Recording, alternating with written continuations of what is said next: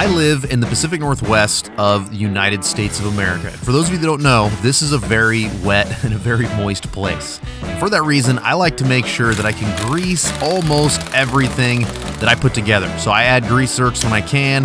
If I get a brand new joint, I pull the whole thing apart. I make sure I work grease into every nook and cranny, because sometimes just a couple of pumps from a grease gun isn't enough. So I want to make sure that I can start with grease everywhere that it needs to be and extend the service life of all these parts and pieces that we're putting together. In today's video, we're going to finish our trailing arm suspension, we're going to get it on the road, and we're going to talk about all the little things that you have to consider whenever you're putting together a suspension style like this one.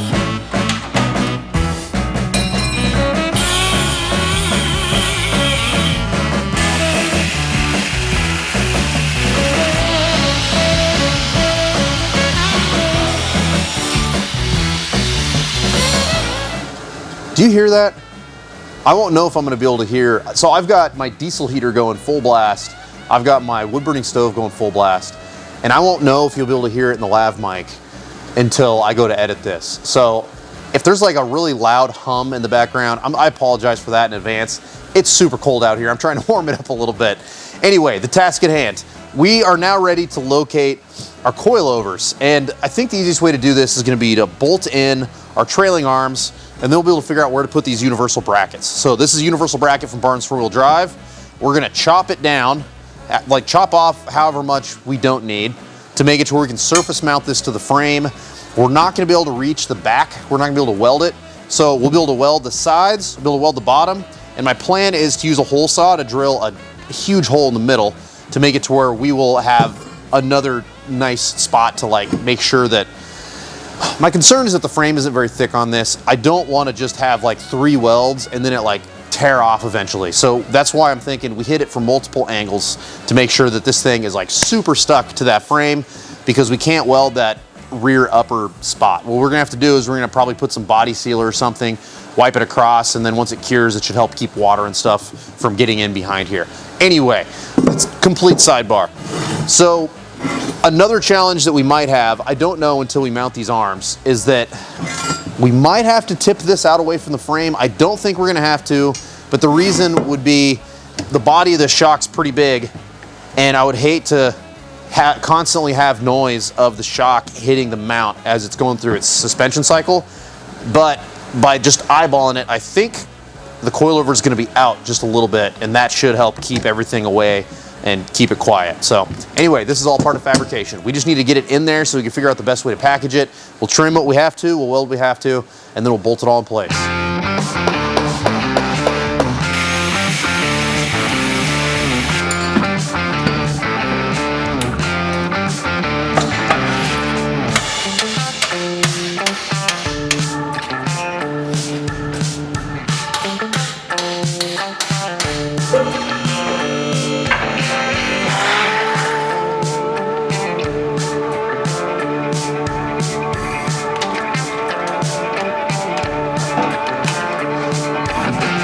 When you're putting a coilover in place of a shock, it's very important to make sure that whatever brackets you're going to mount those coilovers to have to be super, super beefy, because when you think about it, this is going to suspend the weight of the vehicle. This is no longer only dampening the ride. And because it has that extra job, you've got to make sure that your brackets are ultra, ultra strong. And this is why I chose this style bracket from Barnes 4-wheel drive. It makes it to where there's a lot of room for me to get a lot of inches of weld. This is going to increase the strength of the bracket, and it's made out of thick enough material and it's a wide enough shape that there shouldn't be any deflection or anything in the bracket itself. So this should be perfect for our application, but I just cannot stress enough how important it is to not just bolt a coilover right to where your shock used to be. It is not going to be strong enough. You have to upgrade.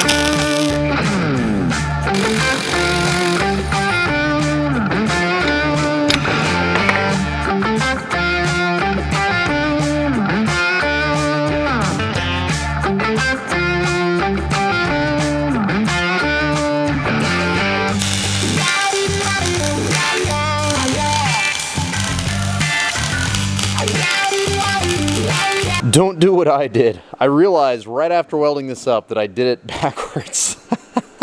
If you ever get these brackets, I've done these before. I've done this style before, and I just completely forgot.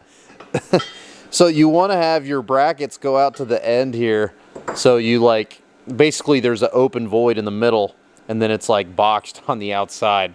So I did that backwards. I mean, that's fine. This will still be strong, but what I'm thinking now is we'll cut plate and put it on the outside to just box the whole top part. It is a pretty heavy rig and a pretty important part, so silver linings. But just so you know, if you ever get a set of these brackets, this is how they're supposed to go, not like this. In my opinion, one of the most important traits you can have when it comes to building anything, whether it's construction of a house or building something for your Jeep, I think that learning how to roll with your mistakes and just move on through the mistake instead of having to like completely undo everything is a super important skill to have. So this is one of those times where I'm not perfect, just like you're not perfect. We all make mistakes, but luckily I was able to come up with a pretty easy solution, use a little bit of scrap steel, and we're ready to go.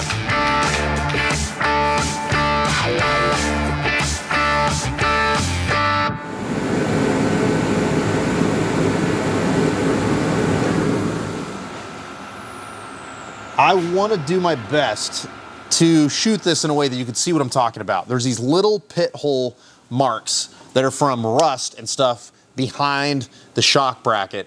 And I've seen this on like every make and model of vehicle that I've torn apart. There's always a bracket or something somewhere where dirt and water, it's just prone to fill with dirt and water. The dirt stays moist all year round, and then it slowly like corrodes behind these brackets. You know, the truck with 230,000 miles on it, I mean, this is built in 2003. It's had a long time for things to corrode. It's good, thank God this wasn't on the East Coast, or we'd be looking through the frame for sure. If any salt got caught back there, it would be bad. But the good thing is, this is a fixable problem for us. I just used a wire wheel. I got into those pit hole marks like super, super deep. I cleaned everything out. I cleaned all the rust out, all the dirt out. And I coated it with a healthy coat of some weld-through primer. This is from Seymour. If you've watched the channel last year, you've seen that I've used a lot of Seymour products lately. This will be my first time using their branded weld-through primer. So we'll see how it does. What I decided to do, honestly, this is like the perfect example of when you would want weld-through primer. We can coat that nice and heavy. It's gonna be behind a bracket. I coated the back of our bracket, and once we weld all this in, there's no doubt that some of this stuff is gonna like burn off, but I think that it's gonna give us enough of a coating to help reduce the amount of corrosion in the future. I also painted the top part of our bracket with their MRO product. I use that on frames and axles and everything. And it's just because it's gonna be hard to reach that once we get this burned in. So the next step is gonna be air out the airbags, take the rear axle, push it all the way up to where these holes are gonna be easier to index with our bracket. I'm gonna eyeball everything. We'll tack this side. I'll transfer all those measurements over to the other side to where they're identical, burn everything in, paint everything, and then we're gonna finally be ready for our first fitment check to see how close I was whenever I guessed and ordered those coilovers.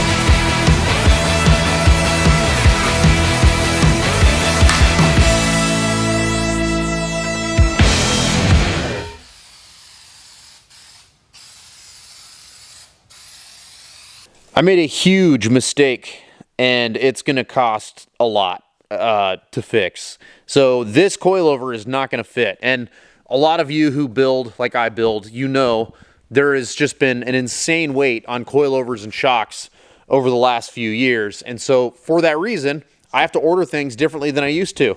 When I built the TJ, I would just put my mounts on there, pull some measurements, and then I could order, and within a couple weeks I would have the shocks I needed, or I'd have the coilovers I needed.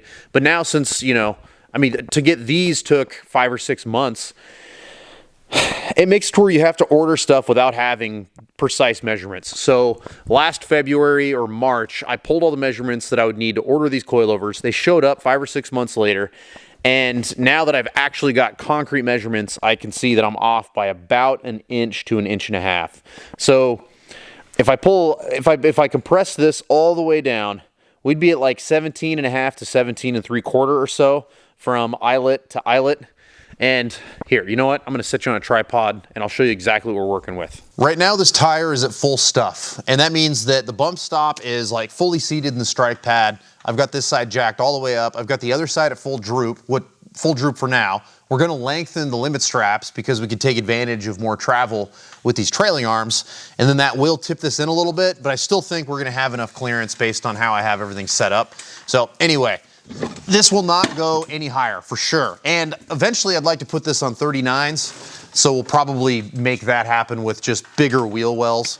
Anywho, the way this trailing arm is set up is that the ideal way to do this, to order these, would be to do all the fabrication, and then you can measure from hole to hole, and then you can find a shock that's gonna meet that minimum measurement. And then the length is great, right? It's a bonus, but really you just are trying to get like the most amount of travel for whatever your compressed measurement is. So our compressed shock measurement from hole to hole is about 15.75, and I'd like to see at least 1/2 inch of oopsie in there. So that way, if we do take a super hard hit, we're not bottoming out the shock completely. Plus, these have shock bumpers, and I want to make sure I have at least 1/2 inch for that shock bumper, preferably a little more. So what I need to do is I need to find a coilover that is a 15-inch compressed hole-to-hole measurement. And then that way I'll have a little bit of flexibility, because this isn't going to go up any higher unless it took like a super hard hit. But since it would be having to overcome the bump stop and compress the shock bumper at the same time, I don't think that we're going to see this tire go up any higher than it is now. So this puts us in a really crappy position. Those coilovers are 2 inches too long because I had to estimate instead of getting actual measurements. And I need to get this off the lift so we can start working on our Samurai. So what I think I'm going to do is I'm going to put the old shock in its place. I pulled some measurements. These are going to fit perfect, actually, with our measurements here. So I can at least put our old coils back on. I'm going to put this shock back on so that I'm going to see what it's like to drive around the block. But it's just going to be temporary. Once I can get the new coilovers, then we can finally throw some springs at it. We can see how to finish this job. We can go take it off road, use it. I'm also going to throw a more heavy duty sway bar on it and a couple other little things, and we can go just use it and see how it performs. But for now, this video is over, unfortunately. There's not really any farther that I can go until we get more parts. So be ready for lots of Samurai content. I've got a ton of work to do on the Samurai. I'm going to slide it in here today, and I'm going to start filming ASAP. Thank you so much for watching the video. We'll see you on the next one.